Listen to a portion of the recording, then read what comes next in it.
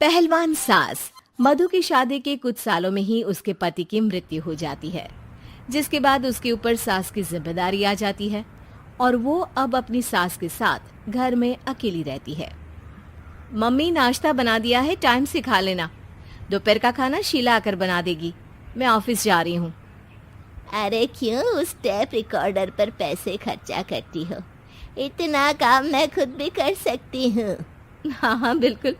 आधे समय तो जोड़ों के दर्द की दवाई खाती हो और फिर काम करने की बात करती हो।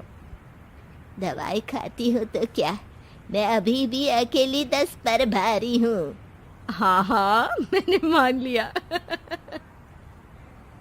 मधु घर से चली जाती है, जिसके बाद सास नाश्ता कर दवाई लेकर टीवी देखने बैठ जाती है। दोपहर को शीला घर आती है। अरे क्यों माँ जी, आज किस बात से मेरी नौकरी बची?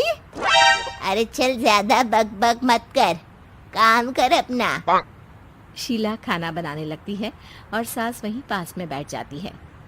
माँ जी, मैं तो हमेशा ही बोलती हूँ दीदी की दूसरी शादी करा दो। कब तक आप दो औरतें घर में अकेली रहोगी?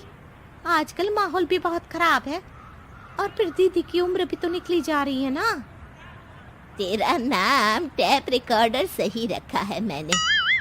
तेरी एक ही बात को रिपीट मोड पर चलाने से वो पूरी नहीं हो जाएगी, इसलिए मेरी बहू से ज्यादा खाना बनाने पर ध्यान दे, नहीं तो कहीं वो भी तुझसे मुंह ना फेर ले और नौकरी चली जाए।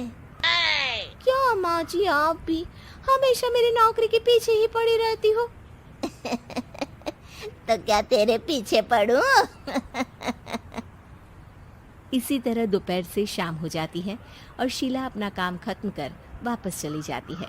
अब अकेली सास एक बार फिर टीवी देखने बैठ जाती है, जिसकी थोड़ी ही देर में मधु घर आ जाती है और सास बिना कोई देर किए शीला की बातें उसे बताने लगती है।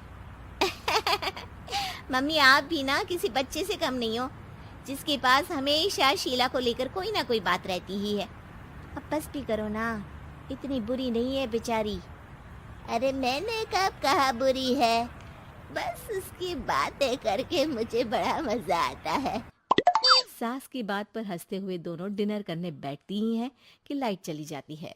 अंधेरे में मधु मोबाइल की फ्लैश लाइट जलाकर मोमबत्ती ढूंढने लगती है। तभी उसे हॉल में कुछ गिरने की आवाज आती है। मम्मी, आप अंधेरे में इधर उधर क्यों घूम रही हो? अरे तेरे पीछे ही तो खड़ी हूँ। हाँ, अगर आप यहाँ हो तो वो हॉल में सामान कैसा गिरा? भूत आया। अरे मुझे क्या पता, जाकर देखना पड़ेगा ना। दोनों हॉल में जाते हैं, लेकिन वहां कोई नहीं होता। अब उन्हें कमरे में से सामान गिरने की आवाज आती है। लगता है ये भूत चोरी करने आया है, इसे वापस कब्र में पहुंचाना ही पड़ेगा। बस हाँ, आप ज्यादा ना 30 मार खा मत बनो, मैं पुलिस को फोन करती हूँ। अरे जब तक तेरी पुलिस आएगी तब तक क्या वो हमारे साथ बैठकर अंताक्षरी खेलेगा? हट डरपोक, संभालने दे मुझे। अब सास पास रखा फ्लावर पॉट उठाकर कमरे की तरफ बढ़ने लगती है, जहां उसे 2 आदमी दिखाई देते हैं। पीछे पीछे मधु भी वहां आ जाती है। मम्मी, अभी भी मौका है, बाहर भाग जाते हैं। मधु की आवाज सुन चोर चौकन्ने हो जाते हैं। ओए तुम दोनों, जहां हो वहीं खड़ी रहना, नहीं तो दोनों को गोली मार दूंगा। अरे तुम दोनों अभी के अभी बाहर जाओ, नहीं तो मैं तुम्हें जिंदा नहीं छोड़ूंगी। ये बुढ़िया हमें धमकी दे रही है। अबे तुम दो अकेली अब लड़ते क्या कर लोगी? अरे जा भेजा, दोनों को बांध दे। जैसे ही दूसरा आदमी सास को पकड़ने उसके पास आता है, तो वो उसके सर पर फ्लावर पॉट मार देती है। उसके सर से खून बहने लगता है, जिसे देख दूसरा आदमी गन निकालकर हवा में गोली चला देता है, जिससे बचते हुए दोनों सास बहू वहां से भाग जाती हैं। अब वो तीनों एक दूसरे के आगे पीछे पूरे घर में भागने लगते हैं। मम्मी, आपने तो सच में उसे मार दिया। तो मजाक में कौन मारता है? और अभी तुम मेरे साथ ही रहना, नहीं तो पक्का मारी जाओगी। ये औरतों को कमजोर समझता है ना।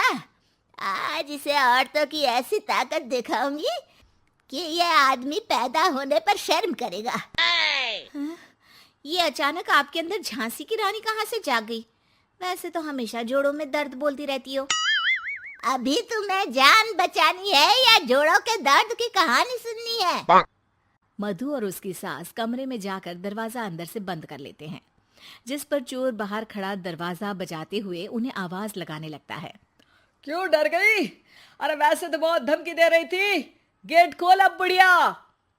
अबे पागल, धमकी देने और होशियार होने में फर्क होता है, पर ये दिमाग वाले काम तुझे तो समझ में नहीं आएंगे।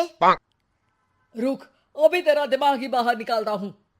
ये कहते हुए चोर गोली चलाने ही वाला होता है कि सास अचानक दरवाजा खोलकर उसके मुंह पर परफ्यूम डाल देती है, जिससे चोर गन फेंककर दर्द से चिल्लाने लगता है। मम्मी, अरे बहुत दर्द हो रहा है, कोई बचाओ, इसे हटाओ प्लीज। मैं किसी को कुछ नहीं करूंगा। क्यों रे, क्या थोड़ा सा दर्द होते ही मम्मी मम्मी करने लगा? अभी तो औरतों को कमजोर बोल रहा था। भूलियो मत, एक औरत ने ही तुझे इस दुनिया में जन्म दिया है, और वो भी तुझे ये दर्द हो रहा है ना, उससे लाख गुना ज्यादा दर्द सहकर। इसलिए औरतों को दोबारा कमजोर भूल कर भी मत बोलियो। वाह मम्मी, आपका ये रूप तो मुझे पता ही नहीं था। आपने तो कमाल ही कर दिया। कहा था ना, अकेली ही 10 पर भारी पड़ सकती हूँ। ये तो फिर भी 2 ही थे। इतनी देर में पुलिस भी वहां पहुंच जाती है। आ गए आप, कर लो इन्हें अरेस्ट और जेल में बैठकर अंताक्षरी खेलना।